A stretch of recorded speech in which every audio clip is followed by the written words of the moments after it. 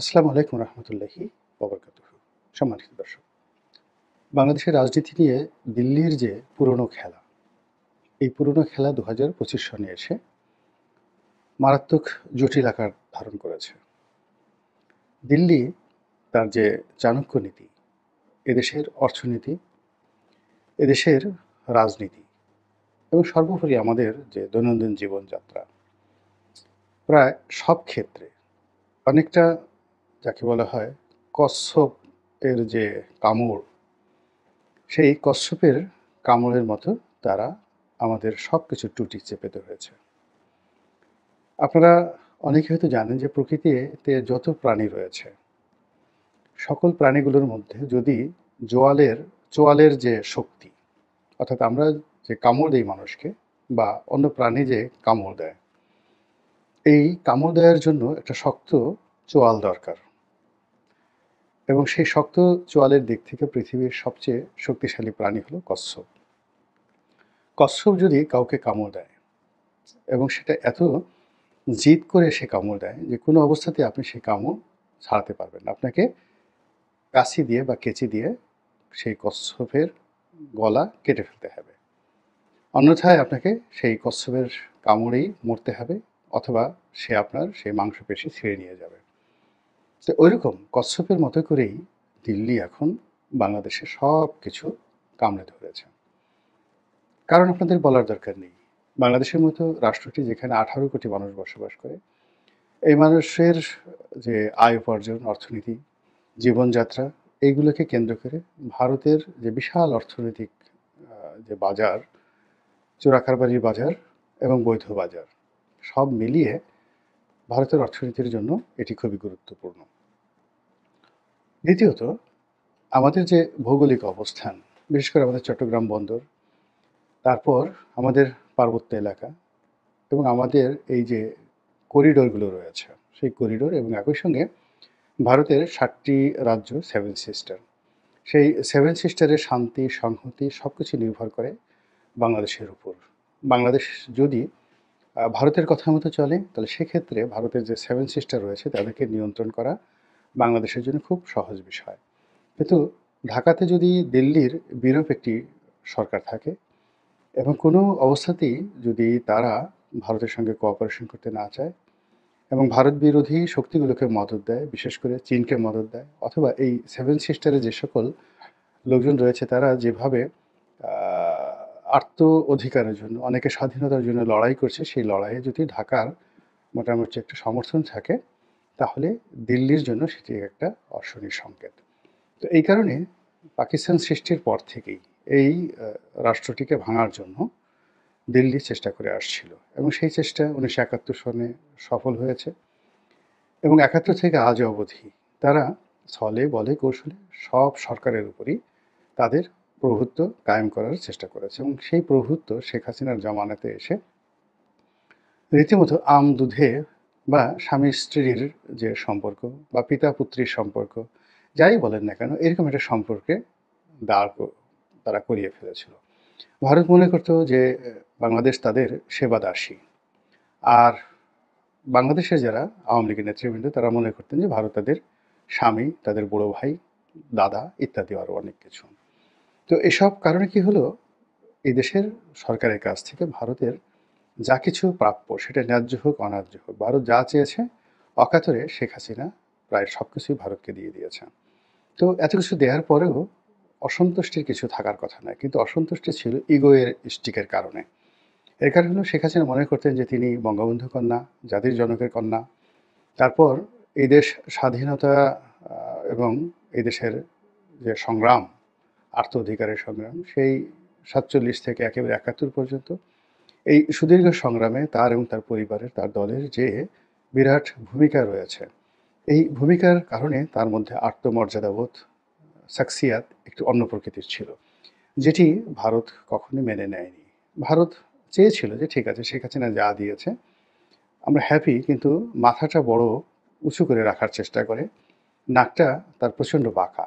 তো এই নাক বাঁকা করার জন্য এবং মাথা নিচু করার জন্য ভারত এখানে যে ডুয়েল গেম খেলেছে শেখ হাসিনার সঙ্গে, এই ডুয়েল গেমের কারণে শেখ হাসিনা বিরোধী যারা শক্তি ছিল তাদের যে ক্ষমতা ২০২৪ সনের শেষ দিকে এসে অনেক বেড়ে যায় এবং বহুবিধ কারণের সঙ্গে একটি কোটা বিরোধী অরাজনৈতিক আন্দোলনে শেখ হাসিনার পতন হয় এবং তিনি বাংলাদেশ ছেড়ে দিল্লিতে আশ্রয় নেন।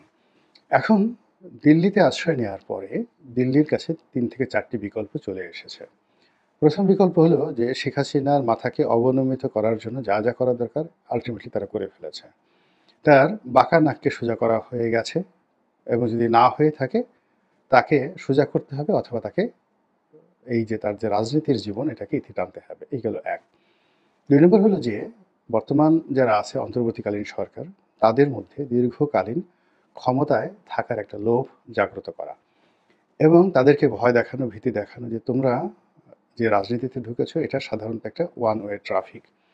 এই ট্রাফিকে যদি তোমরা ঢুকে পড়ো বা ঢুকে পড়েছো আলটিমেটলি, তাহলে এখান থেকে কর্মফল ভোগ না করে তোমরা যেতে পারবে না। তোমরা যত সহজে এখান থেকে যেতে চাও এটা হবে না। তোমাদেরকে ছাড়া হবে না। তোমরা যারা যারা আছো তাদের সবাইকে একেবারে 14 জেনারেশনের দুর্ভোগ এবং দুর্দশা ভুগতে হবে। অতীতে যারা বিপ্লব করেছে, প্রতিবিপ্লব করেছে, অভ্যুত্থান করেছে, এই বাংলায় তাদের সবার অবস্থাই করুণ হয়েছে এবং আমাদের সমাজ কোনো অবস্থাতেই তাদের কাউকে মেনে নেয়নি। সেটি ৭৫-এর ১৫ই আগস্টের অভ্যুত্থানকারীরা বলেন কিংবা জিয়াউর রহমান সাহেবের জামানাতে যে তার হত্যাকাণ্ডের সঙ্গে যারা জড়িত ছিলেন তারা বলেন, কিংবা মঈনুদ্দিন ফখরুদ্দিনের সেই 111 সরকারের যারা কর্তা ব্যক্তি ছিলেন তাদের সকলেরই সামাজিক অবস্থা, রাজনৈতিক অবস্থা এখন একেবারে তলানিতে।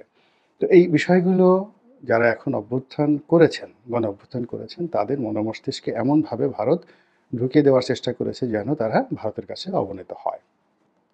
ফলে আপনারা দেখতে পাবেন যে এই সময়টিতে যারা আন্দোলনের হোতা, আন্দোলনের নেতা এবং সরকারে যারা রয়েছেন তারা সকলেই সকাল বিকেল এক এক ধরনের কথাবার্তা বলছেন এবং কোনো অবস্থাতেই তারা সিদ্ধান্ত নিতে পারছেন না যে ডান দিকে যাবেন না বাম দিকে যাবেন, নির্বাচন করবেন কি করবেন না, ছাত্রদের দ্বারা কিংস পার্টি করবেন কি করবেন না ইত্যাদি নানা বিষয়ে নানা রকম প্রতিকূলতা নিয়ে তারা ভারতের যে কুটচাল তার মধ্যে পড়ে গেছে।